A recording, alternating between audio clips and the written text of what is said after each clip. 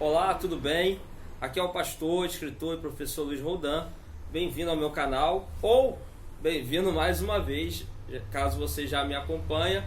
É um prazer tê-lo aqui. Eu quero fazer esse vídeo, como está aí no título, os dons que atuam na pregação e no ensino. Então, os dons, quer seja ministerial, quer seja espirituais, eles são capacitações vindas de Deus para a nossa vida, para que possamos exercer algumas funções específicas. Cada dom atua em alguma situação. Dentro dessa situação toda, nós vamos ter dons ligados ao ensino, nós vamos ter dons ligados à pregação, e são sobre esses dons que eu quero falar. Eu estou aqui com o meu livro O Espírito Santo e a Igreja Batizada Nele. É de minha autoria, foi publicado agora em 2019, é o meu quarto livro, todos são pela editora Reflexão. Se você entrar lá no site da editora Reflexão e colocar lá Luiz Roldan, ó, do jeitinho que tá aí, ó, com S, tá? E o Roldan, R-O-L-D-A-N, você vai achar os meus livros. Inclusive você pode parcelar em muitas vezes lá no site. Mas eu vou usar ele aqui. Dentro dessa situação, o primeiro dom que eu quero falar é o dom de palavra de conhecimento.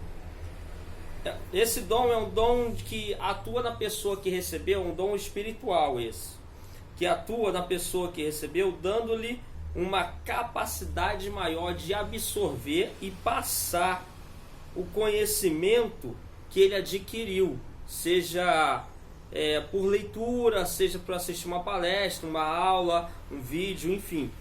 É um dom muito utilizado em pregação e ensino. Então pode ser que algumas pessoas tenham esse dom. Então Deus dá para algumas pessoas esse dom. Dentro dessa situação aqui, Carlos Alberto Araújo, no livro A Igreja dos Apóstolos, publicado pela editora CPAD, ele diz o seguinte sobre esse dom: é a capacidade especial que Deus concede e oferece a alguns de seus discípulos, capacitando-os a descobrir, coletar e analisar e formular informações e ideias que são importantes para o bem-estar e crescimento da igreja. Amém, irmãos? Então, esse é um dos dons ligados à pregação e a ensino, dentre a lista dos dons espirituais. Nós, de certa forma, temos o dom de discernimento de espírito, porque ele também discerne sobre o que é certo e errado, tanto das intenções como dentro dos ensinamentos.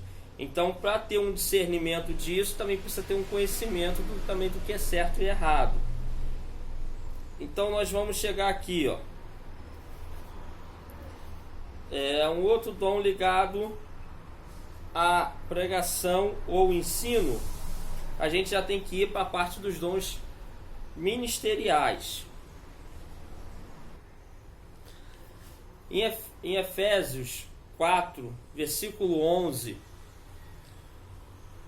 e também no finalzinho lá do capítulo 12, 1 Coríntios, fala sobre os profetas, o dom de profeta. O dom de profeta é diferente do dom de profecia, tá?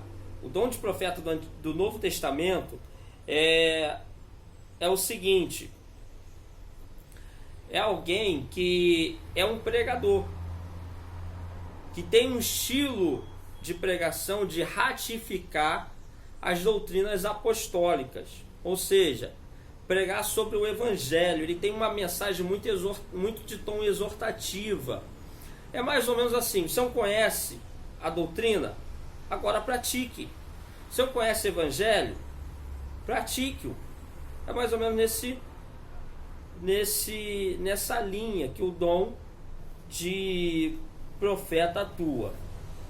Outro é o dom de evangelista, e ele é aquele sujeito que recebeu um dom de Deus que quando ele tem uma mensagem mais evangelística, ele prega, as pessoas se convertem, é aquela pessoa que traz o não crente para dentro do reino de Deus, vamos assim dizer. Então você vê que tem gente que ele prega e muita gente se converte, é porque ele tem um dom de evangelista.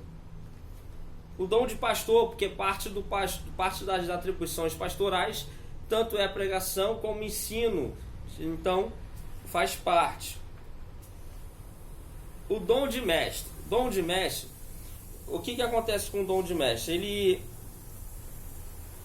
Ele é um dom que aqui o Fábio Henrique Tavares Oliveira, no seu livro Dons Espirituais, Capacitações Divinas para o Serviço Cristão, da editora Reflexão, ele diz o seguinte: em relação aos obreiros que possuem apenas o dom de ensinar, os mestres alcançam melhores e maiores resultados no que refere ao conhecimento, pesquisa e ensino da Bíblia. O mestre também ocupa uma posição de liderança mais elevada e por isso ele também é professor dos professores. Uma pessoa formadora de opiniões e que é capaz de influenciar para estabelecer e mudar paradigmas, cosmovisões e comportamentos. A profundidade do conhecimento bíblico e teológico aprendido e ensinado pelo professor comum é menor do que a do mestre. O mestre vai mais além do que tem a pessoa que tem apenas o dom de ensinar, uma vez que ele recebe de Deus uma maior capacidade de compreender, sistematizar e expor com clareza as revelações das Escrituras. O mestre também pode produzir obras literárias de cunho teológico, analisar os fatos cotidianos à luz da palavra de Deus e orientar a igreja a respeito, além de atuar bastante na área apologética, defender essa doutrina e combater heresias. Para combater os falsos mestres, nada melhor do que levantar na igreja os mestres verdadeiros para a defesa do Evangelho. Carlos Araújo, na Igreja dos Apóstolos, diz o seguinte: em razão de sua vocação carismática no discernimento de um determinado comportamento ou palavra que supostamente fosse atribuído a Deus, seria originado das esferas divinas ou humanas, ou até satânicas. Então, o que o Araújo aqui está dizendo é que o mestre ele tem uma capacidade maior de perceber se aquela palavra ali vem de Deus, vem do homem, vem de origem satânica. Então o mestre é alguém que recebeu uma capacidade muito grande de adquirir conhecimento, de absorver, de saber passar, sistematizar o entendimento e explicar as coisas, que é muito parecido com o dom de discernimento o dom de conhecimento, palavra de conhecimento, o dom de palavra de conhecimento, mas também é muito parecido com o dom de ensinar. O dom de ensinar, ele é tipo o dom de mestre, só que numa escala menor. Ele tem sim uma facilidade de absorver o conhecimento, de repassar, de fazer as pessoas entenderem. Ele só não chega ao mesmo patamar de conhecimento, de capacidade do mestre, mas nem por isso ele pode ser desprezado, ou a pessoa que recebeu esse dom pode ser desprezada, porque é de suma importância. Outra questão, outro tipo de dom ligado à pregação ou ao ensino é o dom de exortar. O comentário Beacon se refere a esse dom e coloca com total ligação com o dom de ensinar, dizendo que cada um desses dons significa uma comunicação da verdade do Evangelho ao ouvinte, efetiva de diversas maneiras. Em uma delas é explicada e em outra é aplicada, ou seja, no ensino você recebe uma explicação daquilo. No dom de exortar você recebe um impulsionamento, uma chamada para praticar o que você aprendeu pelo aquele que lhe ensinou. Então, aqui tem um comentário muito interessante que diz assim, ainda no Beacon: contudo, esta comunicação nunca deve ser explicada sem ser aplicada, e nem aplicada sem ser explicada. Olha que interessante. Então nós temos que não só explicar, mas fazer. Não só fazer, mas explicar. E do outro ponto nós não podemos só ouvir e não fazer. E nem fazer sem saber, sem ouvir para saber o porquê estamos fazendo aquilo. Entendeu? Então o Araújo já comenta que o dom de exortar é para o encorajamento, apelo, conforto, orientação ou consolação em genuíno amor cristão. Então o exortar fala de fazer você viver uma vida cristã, te encorajar na fé, te encorajar na caminhada cristã, de te orientar, de consolar também. Amém? Então esses aqui são os dons ligados à questão da pregação e do ensino. Não quer dizer que você não possa colocar uma pessoa que não tem esse dom para pregar, mas é de suma importância que a igreja reconheça quem tem esses dons e dá a essas pessoas muito mais espaço para ser o pregador da igreja, do pregador, um dos pregadores da igreja, ou colocá-lo diante do evangelismo, de uma obra missionária, de uma obra de evangelismo, caso seja alguém portador desse dom de evangelismo. Entender que o profeta ou o exortador, ele vai ter que chamar atenção, porque foi isso que Deus deu a ele, foi para isso que Deus lhe chamou. Chamar atenção não é bater, mas é uma questão de amor.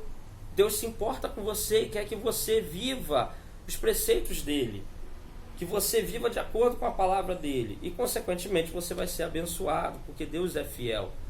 Então, valorizar os ensinadores e mestres, que às vezes são tão desvalorizados, inclusive na questão apologética.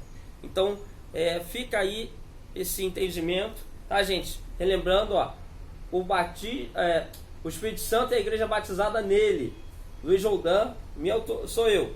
Então, procura aí no site da editora Reflexão, ou então alguma livraria, algum site de livraria, e aí você pode estar adquirindo. Eu falo sobre várias coisas aqui: Trindade, pessoa do Espírito Santo, batismo no fogo, batismo no Espírito Santo, Espírito Santo na edificação da igreja, contra o relativismo, os dons espirituais, ministeriais, né? Eu falo sobre todos eles, enfim, entre outras coisas, sobre o Espírito Santo e a fé. Então, de repente aí você adquire, de repente não, adquira, e eu creio que vai ser bênção para a sua vida. Amém?